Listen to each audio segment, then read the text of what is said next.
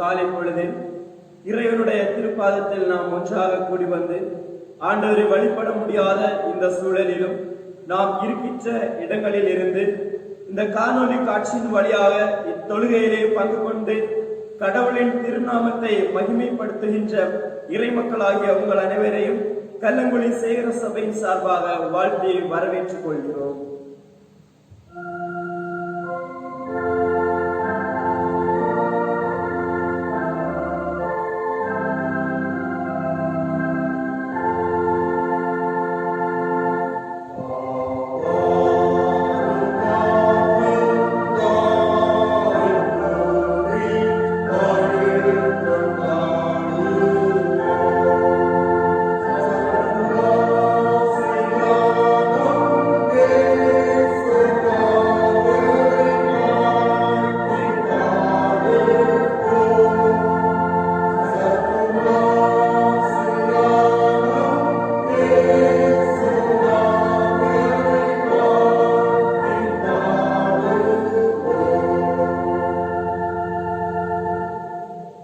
சேனைகளின் கர்த்தர் பரிசுத்தர் பரிசுத்தர் பரிசுத்தர், பூமி அனைத்தும் அவருடைய மகிமையால் நிறைந்திருக்கிறது. கர்த்தரை கம்பீரமாய் பாடி நம்முடைய இரட்சண்ய கண்மலையை சங்கீர்த்த பண்ண கடவோம். வாருங்கள், நாம் உண்டாக்கின கர்த்தருக்கு முன்பாக நாம் பணிந்து குனிந்து முழங்கால் படியிட கடவோம். வாருங்கள், ஜெபம் செய்வோமாக. அன்பும் இரக்கமும் கிருபையும் நிறைந்த நல்ல ஆண்டவரே, இந்த ஓய்வு நாளில் காலை வேளைக்காகவும் நாங்கள் நன்றியோடு துதிக்கிறோம், ஸ்தோத்தரிக்கிறோம். அப்பா, கடந்த ஒரு வார காலமாக எங்களை நீர் கண்மணி போல பாதுகாத்து வழி நடத்தினீர். நாங்கள் சென்ற பிரயாணங்களிலும் செய்த வேலைகளிலும் எங்களுடைய குடும்பங்களிலும் அநேக ஆசீர்வாதங்களை தந்து நீர் எங்களை அதிசயமாய் அற்புதமாய் வழி நடத்தி வருகிறீர். உமக்கு நாங்கள் நன்றி செலுத்துகிறோம். இந்த கொடிய கொள்ளை நோயின் மத்தியிலும் ஆண்டவரே, எங்களை எந்த ஒரு நோய்களும் அண்டி விடாதபடி எங்களை உடைய சிட்டையின் கீழே மறைத்து பாதுகாத்து வருகிறீரே, உமக்கு நாங்கள் நன்றி செலுத்துகிறோம். இந்த தொழுகையிலும் பங்கு கொண்டிருக்கிற ஒவ்வொரு மக்களையும் ஆசீர்வதியும். ஆண்டவரே, இந்த தொழுகையில் பாடப்படுகிற பாடல்கள், வாசிக்கிற வேத பகுதிகள், கேட்க இருக்கிற இறை வார்த்தைகள் ஒவ்வொன்றையும் எங்கள் வாழ்க்கைக்கு பிரயோஜனம் உள்ளதாக அமைத்து தர வேண்டும் என்று இறைமைந்தனாகிய இயேசு கிறிஸ்துவின் வழியாய் செபிக்கிறோம் எங்கள் நல்ல பிதாவே, ஆமென். நாம் தொழுகைக்கு ஆரம்பமாக பாடலன் 21 பாடுவோம். ஞான பாடலன் 21, கர்த்தாவே போன இரவில் இரக்கம் காண்பித்து என்ற பாடலை நாம் இணைந்து பாடுவோம்.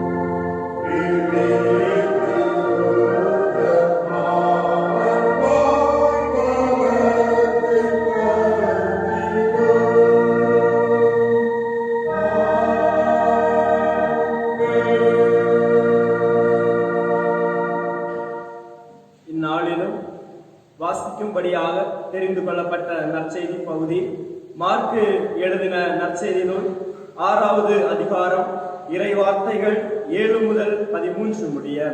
மார்க் எழுதின நற்செய்தி நூல் 6வது அதிகாரம் 7வது வசனம் முதல் 13வது வசனம் முடிய. அவர் 12 அழைத்து அசுத்த ஆவிகளை துரத்த அவர்களுக்கு அதிகாரம் கொடுத்து, வழிக்கு பையை ஆகிலும் அப்பத்தை ஆகிலும் கச்சையில் காசை ஆகிலும் எடுத்துக்கொண்டு போகாமல் ஒரு தடியை மாத்திரம் எடுத்துக்கொண்டு போகவும், பாதரட்சைகளை போட்டுக்கொண்டு போகவும், 2 அங்கிகளை தரியாதிருக்கவும் கட்டளையிட்டார். பின்பு அவர்களை நோக்கி, நீங்கள் எங்கே ஆகிலும் ஒரு வீட்டில் பிரவேசித்தால் அவ்விடத்தை விட்டு புறப்படுகிற வரைக்கும் அங்கேதானே தங்கியிருங்கள். எவர்களாகிலும் உங்களை ஏற்றுக்கொள்ளாமலும் உங்கள் வசனங்களை கேளாமலும் இருந்தால் நீங்கள் அவ்விடம் விட்டு புறப்படும் போது அவர்களுக்கு சாட்சியாக உங்கள் கால்களின் கீழே படிந்த தூசியை உதறி போடுங்கள். நியாய தீர்ப்பு நாளிலே அந்த பட்டணத்திற்கு நேரிடுவதை பார்க்கிலும் சோதோம் கொமோரா பட்டணத்திற்கு நேரிடுவது லகுவாயிருக்கும் என்று மெய்யாகவே உங்களுக்கு சொல்லுகிறேன் என்று சொல்லி அவர்களை 2 பேராக அனுப்பினார். அவர்கள் புறப்பட்டு போய் மனம் திரும்புங்கள் என்று பிரசங்கித்து அநேகம் பிசாசுகளை துரத்தி அநேகம் நோயாளிகளை எண்ணெய் பூசி சொஸ்தமாக்கினார்கள். வாசிக்கும்படியாக கொடுக்கப்பட்ட நற்செய்தி பாடம் வாசித்து முடிந்தாயிற்று. இறைவனே உமக்கே மகிமை உண்டாவதாக. ஆமென்.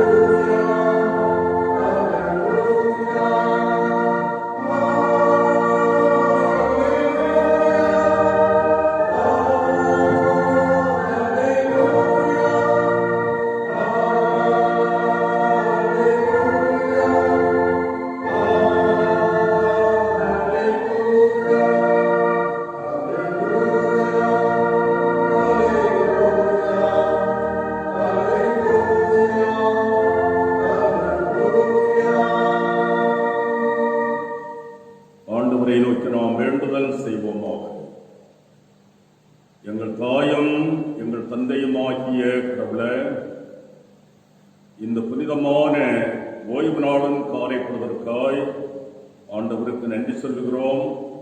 கடவுளை போற்றுகின்றோம், உம்மை துதிக்கின்றோம். சுவாமி ஆண்டவரே, நாங்கள் இருக்கின்ற இடங்களில் இருந்து உம்மை மாட்சிமைப்படுத்தவும் உம்முடைய திருவார்த்தையை நாங்கள் கேட்கவும் ஆயத்தப்படுகின்ற இந்த நேரத்தில் இறைவனுடைய அருள் பிரசன்னம் எங்கள் மத்தியிலே நிறைவாய் தங்க வேண்டும் என்று சொல்லி மன்றாடுகின்றோம். ஆண்டவரே, சிறப்பாக உம்முடைய திருவார்த்தைகளை நாங்கள் தியானிக்க ஆயத்தப்படுகிறோம். நீர் எங்களோடு பேசும் ஆண்டவரே, உம்முடைய சத்தத்தையே நாங்கள் கேட்க ஆண்டவரே எங்களுக்கு அருள்தாரும். எங்கள் எல்லாரையும் உம்முடைய சிலுவையின் மறைவிலே மறைத்த இவைகள் எல்லாவற்றையும் உம்முடைய திருமகனாம் இயேசு கிறிஸ்துவின் மூலமாக தாழ்மையோடு கேட்கிறோம் பிதாவே.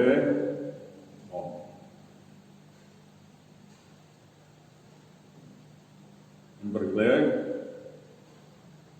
இந்த பரிசுத்தமான ஓய்வு நாளின் காலை பொழுதில் நாம் இருக்கும் இடங்களில் இருந்து ஆண்டவரை மாட்சிமைப்படுத்தவும் இந்த காணொலி காட்சியின் வழியாக ஆண்டவரை மாட்சிமைப்படுத்தி அவருடைய இறை வார்த்தைகளை கேட்க ஆயத்தப்படுகின்ற இறை மக்களாகிய உங்கள் அனைவரையும் கல்லங்குடி சேகர சபையின் சார்பாக ஒரு முறை கூட அன்போடு வாழ்த்துகிறோம். தந்தையாம் கடவுளாலும் அவருடைய திருமகனாம் இயேசு கிறிஸ்துவினாலும் உங்கள் எல்லாருக்கும் கிருபையும் சமாதானமும் உண்டாவதாக. சிறப்பாக இந்த காணொலி காட்சியின் வழியாக இந்த தொழுகை நடைபெற மிக உதவியாக இருக்கின்ற சபையின் செயலர் பேர் மாஸ்டர் அன்புடிக்கனார் மற்றும் தம்பிமார்கள் எல்லாரையும் இயேசு கிறிஸ்துவின் திருப்பெயரில் அன்போடு கூட வாழ்த்துகிறோம். செய்திக்கு ஆதாரமாக தெரிந்து கொண்ட இறைவார்த்தை பாடமாக வாசிக்க கேட்ட தூய மார்க்குவின் நற்செய்தி நூல் 6வது அதிகாரம் அதனுடைய 7வது வசனத்தை வாசிக்கிறேன். அவர் 12 அழைத்து அவர்களை இருவராக அனுப்ப தொடங்கினார். அவர்களுக்கு தீய ஆவிகள் மீது அதிகாரம் அளித்தார். ஆண்டவராகிய இயேசுநாதர் சீடர்களை இறை பணிக்காக அனுப்புகின்ற அந்த அனுப்புதலை இந்த அதிகாரத்திலே நாம் தெளிவாக படிக்கின்றோம். அவர்களை இருவராக அனுப்பினார் என்று இங்கே சொல்லப்படுகிறது. எதற்காக சீடர்களை இருவராக உலகத்திற்குள்ளே அனுப்புகிறார் என்றால், அவர்கள் ஆண்டவரை அறிவிக்க வேண்டும். ஆண்டவராகிய இயேசு கிறிஸ்துவை அவர்கள் செல்லும் இடங்களிலே அறிவிக்க வேண்டும். தீய ஆவிகளால் விதிக்கப்பட்டிருக்கின்ற மக்களை அவர்கள் விடுவிக்க வேண்டும். நோய் துன்பத்தால் பாதிக்கப்பட்டிருக்கின்ற மக்களை அவர்கள் குணமாக்க வேண்டும் என்று அதற்குரிய அதிகாரத்தை அவர்களுக்கு வழங்கி அவர்களை அனுப்பி வைக்கின்றார். இறை பணியை சீடத்துவ பணி அல்லது அப்போஸ்தல பணி என்றெல்லாம் திருமறை சொல்லுகிறது. இந்த நாளில் கூட நம்முடைய செய்திக்கான தலையங்கமாக இறை மக்கள் கிறிஸ்துவின் தூதுவர்கள், people of God, ambassador of Christ என்ற தலையங்கமானது நமக்கு தரப்பட்டிருக்கிறது. ஆண்டவர் இறை பணிக்கு அல்லது கிறிஸ்துவின் தூதுவர்களாக சீடர்களை உலகத்திற்குள்ளே அனுப்புகிறார். ஆண்டவருடைய அனுப்புதல் மகத்துவமானது. ஆண்டவர் சீடர்களை இந்த உலகத்திற்குள்ளே அனுப்பி வைக்கின்றார்.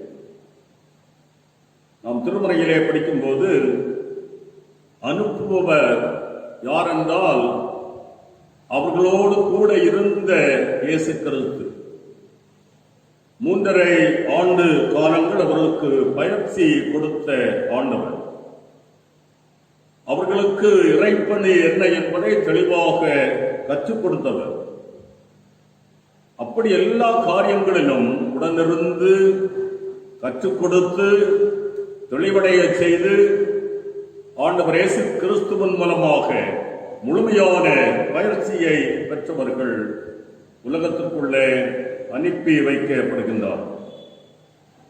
பழைய ஏற்பாட்டிலும் நாம் இந்த திருத்தூது பணியை குறித்து நாம் படிக்கின்றோம். புதிய ஏற்பாட்டிலேயும் இந்த திருத்தூது அனுப்பப்படுகின்ற இறைப்பணியை குறித்து நாம் படிக்கின்றோம். இங்கே இந்த பகுதியை மாற்கு நற்செய்தி நூலிலே 6வது அதிகாரத்திலே நாம் படிக்கும்போது ஆண்டவர் இயேசு கிறிஸ்து அப்போஸ்தல பணியை சீடர்களுக்கு பகிர்ந்து அளிக்கின்றார் என்று சொல்லப்படுகிறது. ஆண்டவர் இயேசு நிறைவேற்றின பணியை இப்போது பரவலாக்கப்படுகிறது. சீடர்களுக்கு அந்த பணியை பகிர்ந்து அளிக்கின்றார். அப்போஸ்தலனாகிய பவுல் எபேசு சபைக்கு மடல் எழுதும்போது அதனுடைய 11வது வசனத்தில் 4வது அதிகாரம், எபேசியர் 4வது அதிகாரத்தில் அதனுடைய 11வது வசனத்தை நாம் படிக்கும்போது கடவுள் சிலரை திருத்தூதுவராகவும் சிலரை இறை வாக்குனராகவும் வேறு சிலரை நற்செய்தியாளராகவும் சிலரை ஆயர்களாகவும் போதகர்களாகவும் ஏற்படுத்தினார் என்று சொல்லப்பட்டிருப்பதாக நாம் படிக்கிறோம். இந்த வசனத்தை நாம் படிக்கும்போது ஆண்டவர் இறை பணியை பகிர்ந்தளிக்கின்றார். ஆண்டவருடைய செய்தி இந்த உலகம் எங்கும் பறை சாற்றப்பட வேண்டும். இன்னும் குறிப்பாக சொன்னால் இறைப்பணியை இறை மக்கள் பணியாக, ஏதோ ஒரு சிலர் செய்கின்ற பணியாக அல்ல, இறை மக்கள் செய்கின்ற பணியாக அதை ஆண்டவர் பகிர்ந்து அளிப்பதாக இந்த பகுதியிலே நாம் படிக்கிறோம். அம்பாசிடர் என்றார் தூதர்கள். ஒவ்வொரு நாடுகளுடைய தூதர்களும் நியமிக்கப்படுவதை நாம் அறிவோம். அவர்கள் முக்கியமான செய்திகளை தங்களது நாட்டோடு பகிர்ந்து கொள்ளுவார்கள். இங்கே ஆண்டவர் தூதுவர்களாக உலகத்திற்குள்ளே அனுப்பி வைக்கின்றார். சீடர்களை இறை பணியை நிறைவேற்றுகின்ற திரு தூதுவர்களாக அனுப்புகிறார். எதற்காக அனுப்புகிறார் என்றால், இந்த உலக மக்களாய் வாழுகின்ற மக்களை இறைவனுக்குரியவர்களாய், இறை அரசுக்குரியவர்களாக மாற்றி அமைக்கின்ற அந்த தூரக்காட்சியோடு அனுப்பி வைக்கின்றோம். நண்பர்களே, இந்த நாளினுடைய தலைப்பை மையமாக கொண்டு 3 முக்கியமான சிந்தனைகளை உங்களோடு நான் சுருக்கமாக பகிர்ந்து கொள்ள விரும்புகிறேன். முதலாவதாக, வளர செய்பவர். அப்போஸ்தலனாகிய பேதுரு அடிகளார் 1 பேதுருவின் புத்தகத்தில் 2வது அதிகாரத்தில் 1 முதல் 3 வசனங்களை நாம் படிக்கும்போது இப்படி இருக்க, கர்த்தர் தயை உள்ளவர் என்பதை நீங்கள் ருசி பார்த்தது உண்டானால் சகல துர்க்குணத்தையும் சகலவித கபடத்தையும் வஞ்சகங்களையும் பொறாமைகளையும் சகலவித புறங்கூறுதலையும் ஒழித்துவிட்டு நீங்கள் வளரும்படி புதிதாய் பிறந்த குழந்தைகளைப் போல திருவசனமாகிய களங்கம் இல்லாத ஞானப்பாலின் மேல் வாஞ்சையாய் இருங்கள். இறை பணி வழியாக ஞானப்பாலை பெற்று வளர்ச்சி பெற வேண்டும். குழந்தை நிலை நீங்கி ஒரு முழுமையான வளர்ச்சி ஏற்பட வேண்டும். ஒரு கவிஞன் ஒருவன் சொல்லும்போது, ஆளும் வளரணும், அறிவும் வளரணும், அதுதான் வளர்ச்சி என்று சொல்லுகிறது. ஆள் வளர வேண்டும், அது மாத்திரம் போதாது, அறிவும் வளர வேண்டும், அதுதான் வளர்ச்சி.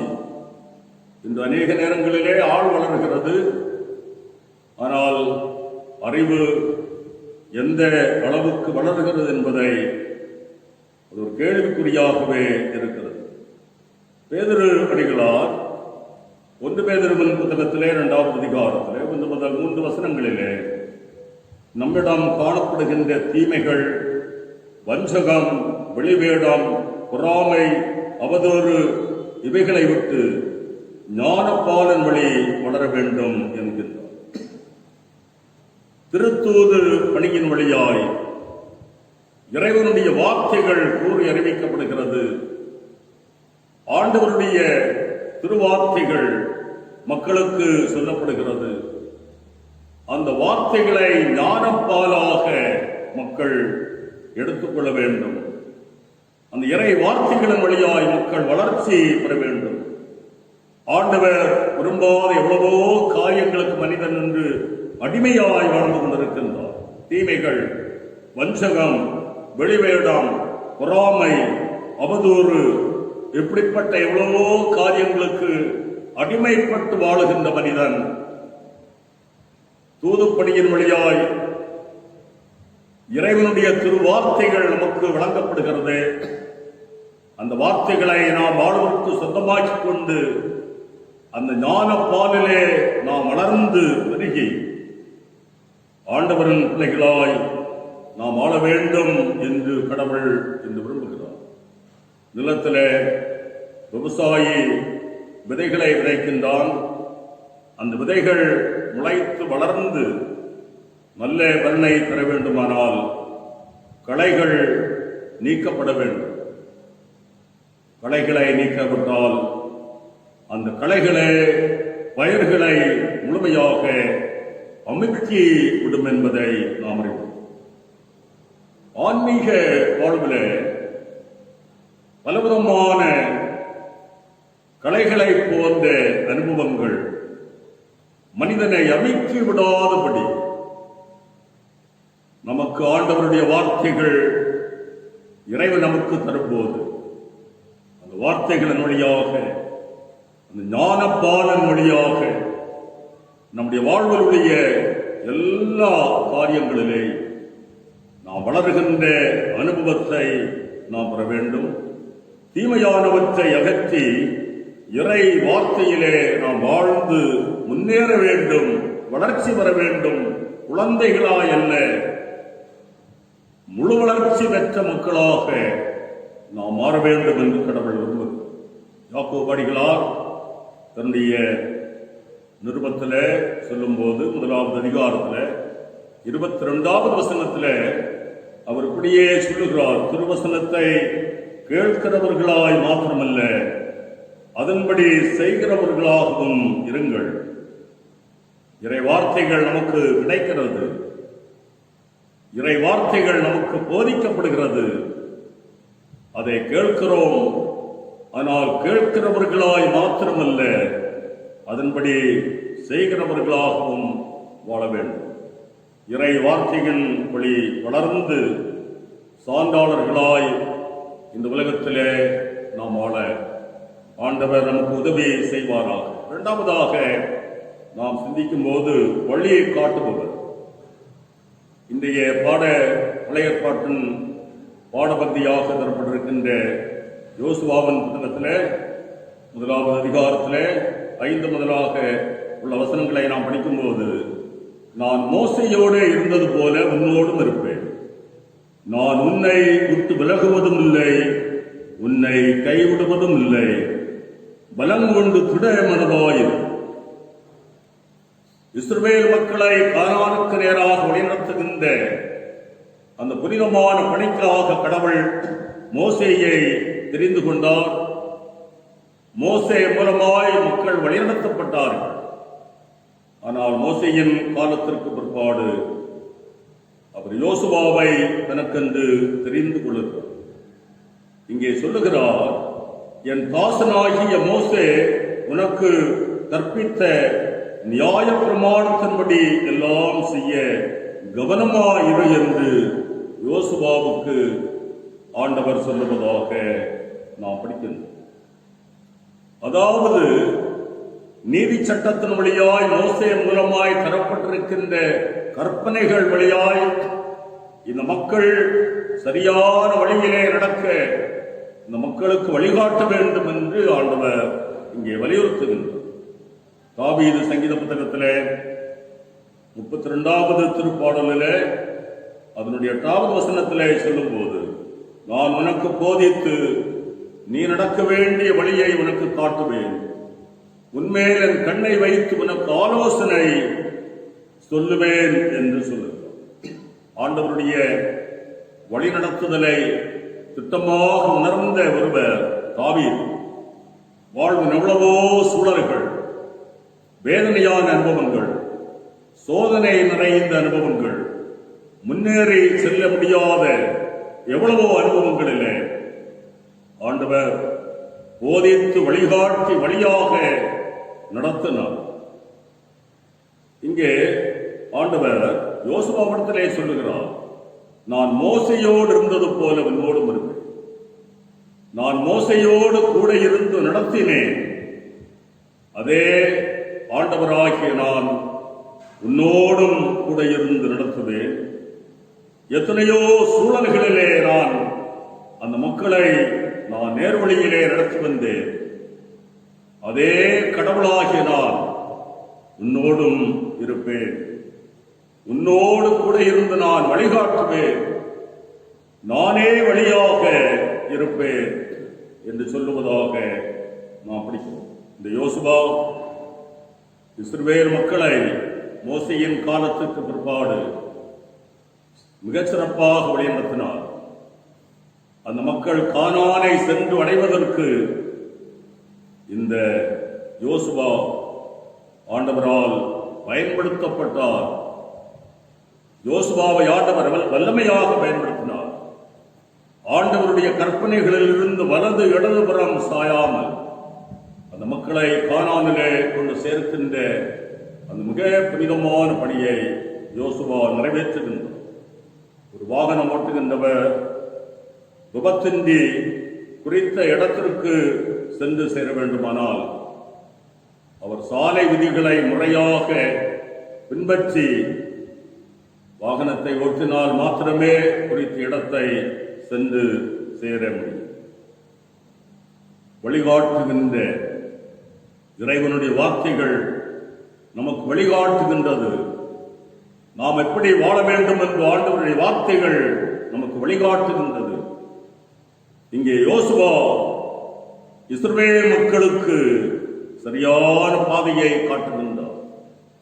ஆண்டவருடைய வார்த்தைகளின் வழியாய் அந்த மக்களை வழிநடத்துகின்றார், கானானிலே கொண்டு சேர்க்கின்றார். நாமும் ஆண்டவருடைய வார்த்தைகளின் வழியாய் எப்போது வாழ்ந்து முன்னேற ஆண்டவர் நம்மை அழைக்கின்றார். இறுதியாக நாம் சிந்திக்கும் போது வாழ்வழிப்பவர் மாற்கு நற்செய்தியிலே, இன்று நாம் நற்செய்தி பகுதியாக வாசிக்க கேட்ட மாற்கு நற்செய்தியில 6வது அதிகாரத்தில் 7வது வசனம் முதலாக நாம் படிக்கும் போது அவர் 12 அழைத்து அசுத்த ஆவிகளை துரத்த அவர்களுக்கு அதிகாரம் கொடுத்து வழிக்கு பையையாகிலும் அப்பத்தையாகிலும் கச்சையில் காசையாகிலும் எடுத்துக்கொண்டு போகாமல் ஒரு தடியை மாத்திரம் எடுத்துக்கொண்டு போகவும் பாதரட்சைகளை போட்டுக்கொண்டு போகவும் 2 அங்கிகளை தெரியாதிருக்கவும் கட்டளையிட்டார். வாழ்வழிக்கும் ஆண்டவர் சீடர்களை உலகத்திற்குள்ளே அனுப்பும் போது எப்படி அனுப்புகிறார்? அவர்கள் வறுமையாக வாழ்வழிக்கும் கடவுளிலே மாத்திரம் நம்பிக்கை கொண்டவர்களாய் அவர்களை அனுப்புகின்றார். வேறு எதுவும் இல்லை. இந்த வசனத்தை நாம் படிக்கும் போது வழிக்கு பையையாகிலும் அப்பத்தையாகிலும் கச்சையில் காசையாகிலும் எடுத்துக்கொண்டு போகாமல் ஒரு தடியை மாத்திரம், வழி பயணத்திற்கு உதவியாக ஒரு தடியை மாத்திரம் கொண்டு எடுத்து செல்லவும் பாதரட்சைகளை போட்டுக் கொள்ளவும் அவர்களுக்கு கட்டளையிடுவதாக படிக்கிறோம். 2 அங்கிகள் கூட வேண்டாம், ஒரே ஒரு அங்கி மாத்திரம் தரித்துக் கொள்ள கட்டளை இடுகின்றார். ஆண்டவர் இயேசு திருமறையிலே சொல்லுகிறார், நானே வாழ்வின் உணவு. எல்லா காரியங்களும் ஆண்டவரே நமக்கு தருகின்றவர். சீடர்கள் உலகத்திற்குள்ளே ஏற்பட்டார்கள்.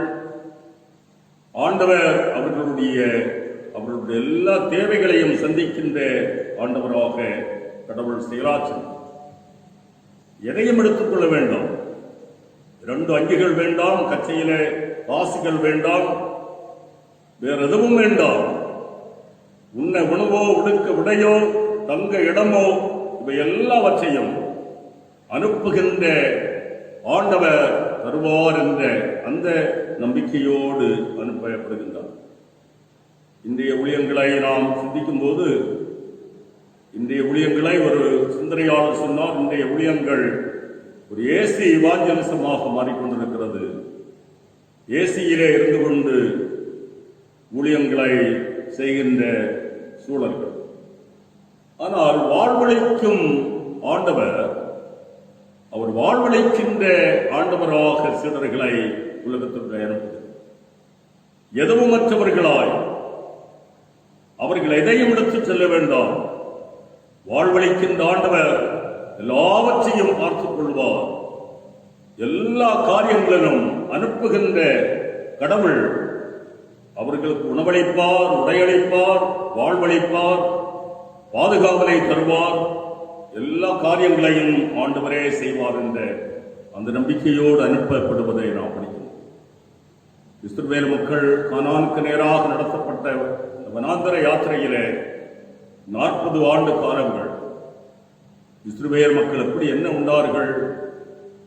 அவர்கள் உழைக்காமலே உண்டார்கள் என்று திருமறை சொல்லுகிறது.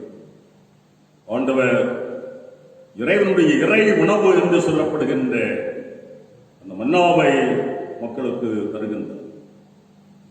எலியா களைத்து சோர்ந்திருந்த போது எலியாவுக்கு உணவளிக்க காகங்களை ஆண்டவர் பயன்படுத்துகின்றது. தாவீதினுடைய 34வது திருப்பாடல் சொல்லுகிறது, அதனுடைய 10வது வசனத்திலே, சிங்கக்குட்டிகள் தாழ்ச்சி அடைந்து பட்டினியாயிருக்கும், கர்த்தரை தேடுகிறவர்களுக்கோ ஒரு நன்மையும் குறைபடாது என்று சொல்லப்படுவதாக நாம் இங்கே படிக்கிறோம். அன்பான ஆண்டவரின் பிள்ளைகளே, இறைவன் வாழ்வளிக்கின்ற கடவுள். நானே வழியும் சத்தியமும் ஜீவனமாக இருக்கிறேன் என்று சொன்ன கடவுள். அவர் நமக்கு வாழ்வளிக்கின்றார், நம்முடைய தேவைகளை எல்லாம் சந்திக்கின்ற ஆண்டவர். திருமறையின் வழியாய் இறை வார்த்தைகளை இன்று ஆண்டவர் நமக்கு தந்திருக்கின்றார். அந்த இறை வார்த்தைகளை நம்முடைய வாழ்வுக்கு நாம் சொந்தமாக்கிக் கொண்டு ஆண்டவர் காட்டுகின்ற பாதையிலே நாம் வாழ, இறைவனுடைய வாழ்வை பெற்று வாழ, இறைவனுடைய வழிகாட்டுதலை பெற்று வாழ, மாத்திரமல்ல நம்மை இறை வார்த்தையிலே வளரச் செய்கின்ற அந்த அனுபவத்திலும் நாம் வளர்ந்து செல்ல எல்லாம் அல்ல கடவுள் நம் எல்லாருக்கும் அருள் தருவாராக. இந்த வார்த்தைகளின் வழியாக ஆண்டவர் நம் எல்லாரையும் ஆசீர்வதிப்பாராக.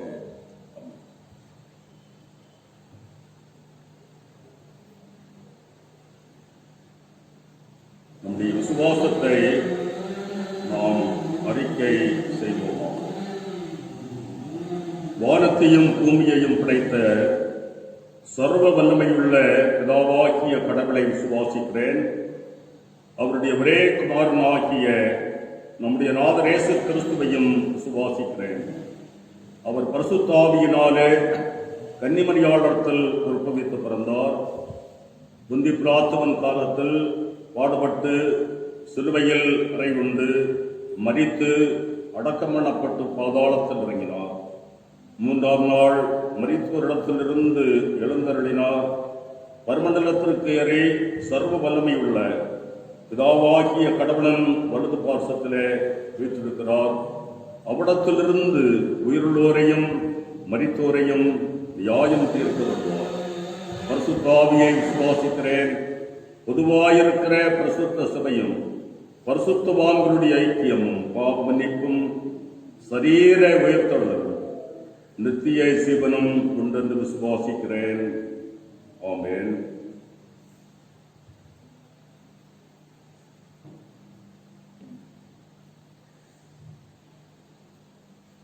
நாம் அனைவரும் தொழுகையின் நிறைவாக கீர்த்தனையன் 407வது பாடலை பாடுவோம். கீர்த்தனையன் 407 ஜீவ வசனம் கூறுவோம் சகோதரரே சேர்ந்தே காலம் ஊற்றுவோம் என்ற பாடலை இணைந்து பாடுவோம்.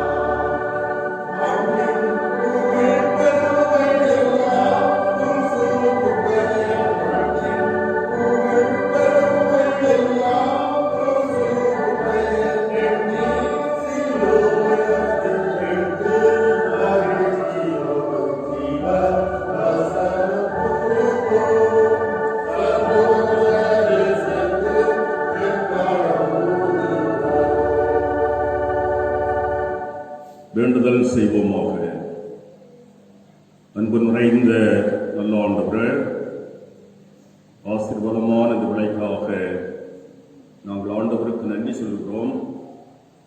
ஆண்டவரே, இந்த புனிதமான ஓய்வு நாளை கிருபையாக கடவுள் எங்களுக்கு தந்தீரே, நாங்கள் ஆண்டவரை போற்றுகின்றோம். சென்ற ஒரு வார காலம் ஆண்டவர்களை மிக பத்திரமாக பாதுகாத்தீர், பராமரித்தீர், வழிநடத்தி வந்திருக்கின்றீர்.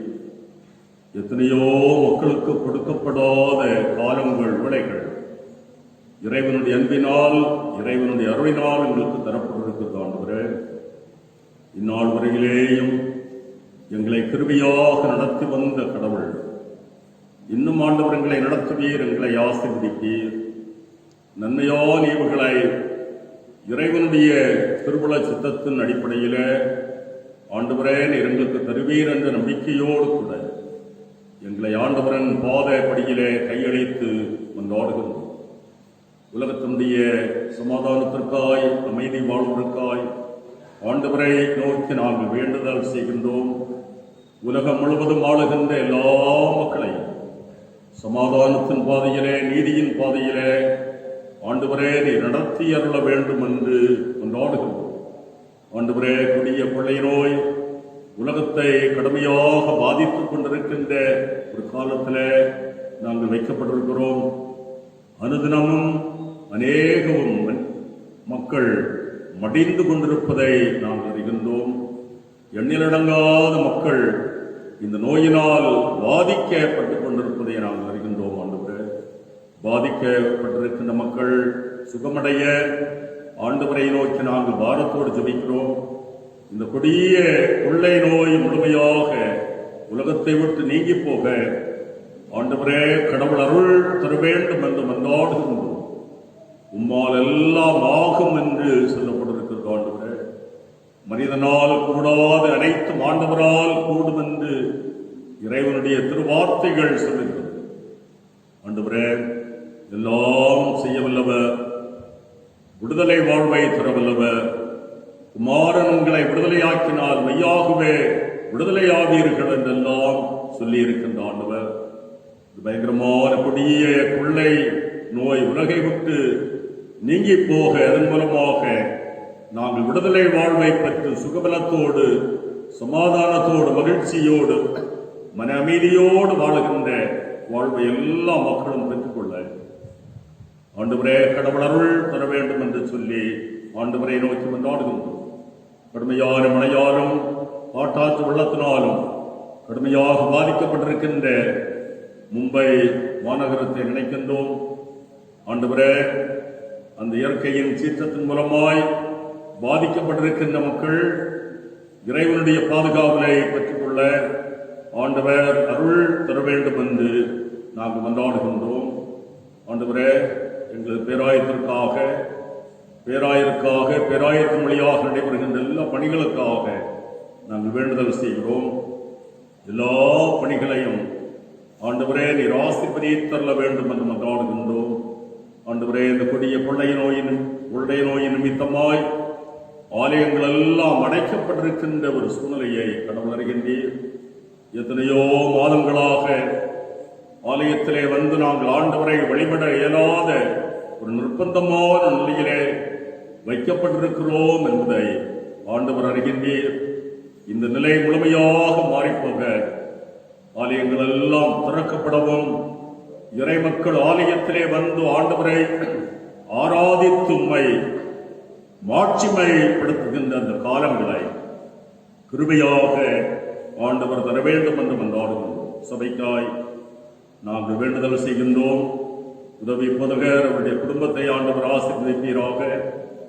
சபை கமச்சி அங்கத்தினர்கள் அவருடைய குடும்பத்தாரை ஆண்டவர் ஆசீர்வதிப்பீராக. ஆலய பணியாளர்கள் அவருடைய குடும்பத்தாரை ஆண்டவரே நீர் ஆசீர்வதிப்பீராக. சபையினுடைய எல்லா குடும்பங்களையும் ஆண்டவருடைய பாதத்திலே தருகிறோம். எல்லா குடும்பங்களையும் கர்த்தர் தாமே ஆசீர்வதித்தருள வேண்டும் என்று கொண்டாடுகின்றோம். முதிய வயது முதிர்ந்த பெற்றோர், குடும்பங்களுக்காக உழைக்கின்ற பெற்றோர், குடும்பங்களிலே ஆண்டவர் தந்திருக்கின்ற பிள்ளைகள், குறிப்பாக சின்னம் சிறு குழந்தைகள், வாலிப வயதில் இருக்கின்ற பிள்ளைகள், படிக்கின்ற பிள்ளைகள், உழைக்கின்ற மக்கள், படிப்பு நிமித்தமாய், பணிகள் நிமித்தமாய், துறமாண்டங்களிலே, வெளிநாடுகளிலே, வெளி மாநிலங்களிலே இருப்பவர்கள் எல்லாரையும் ஆண்டவரே நீர் ஆசீர்வதித்தள்ள வேண்டும் என்று சொல்லி ஆண்டவரை நோக்கி நாங்கள் கொண்டாடுகின்றோம். சபையினுடைய எல்லா குடும்பங்களையும் ஆண்டவர் ஆசீர்வதியும். நோய்களினால், துன்பங்களினால், பல்வேறு சூழல்களினால் பாதிக்கப்பட்டிருக்கிற மக்கள் தெய்வீகமான சுகபலத்தை, சமாதானத்தை, மகிழ்ச்சியை, மன அமைதியை பெற்று வாழ ஆண்டவரே கடவுள் அருள் பெற வேண்டும் என்று நாங்கள் ஆண்டவரை நோக்கி மன்றாடுகின்றோம். ஆண்டவரே, சிறப்பாக இந்த வாரத்தில் தங்களது திருமண நாளை கண்டு புதிய ஆண்டிற்குள்ளாக பிரவேசிக்கின்ற குடும்பத்தாரை கர்த்தர் தாமே ஆசீர்வதித்து குடும்ப வாழ்விலே தொடர்ந்து இறைவனுடைய ஆசீர்வாதங்களை பெற வேண்டும் என்று மன்றாடுகின்றோம். இந்த வாரத்திலே தங்களது பிறந்த நாள் விழாக்களை கண்டு புதிய வயதிலே பிரவேசிக்கின்ற இறை மக்களை ஆண்டவரே நீர் ஆசீர்வதித்து புதிய வயதிலே புதிய நன்மைகளை, புதிய ஆசீர்வாதங்களை எல்லாம் தந்து நீர் வழி நடத்த வேண்டும் என்று சொல்லி மன்றாடுகின்றோம். இந்த நாளிலும் ஆண்டவரே நாங்கள் கேட்ட இறை வார்த்தைகளுக்காக உங்களுக்கு நன்றி சொல்கிறோம்.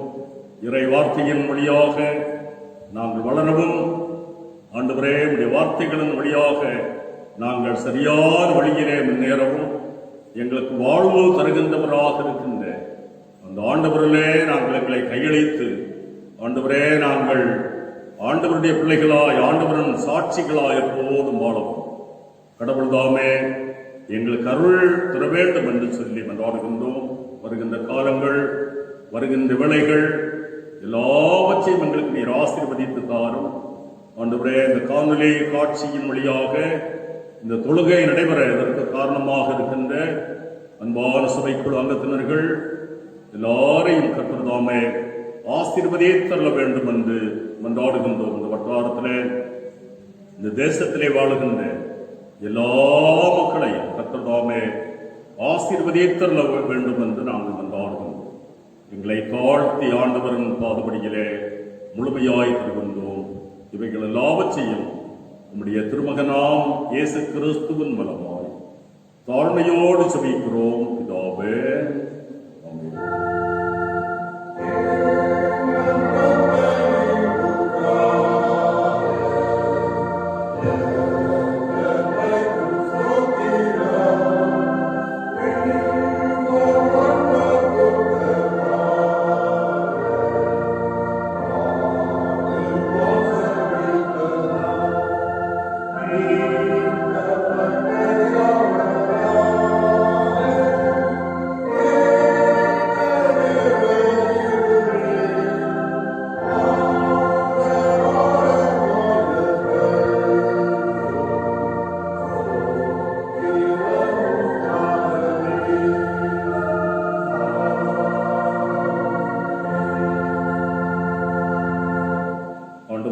இயேசு கிறிஸ்துவின் கிருபையும், தந்தையாகிய கடவுளின் அன்பும், தூயாவியின் நீங்காத உறவும் நம் எல்லாரோடும் சதா காலங்களிலும் நிலைத்திருப்பதாக.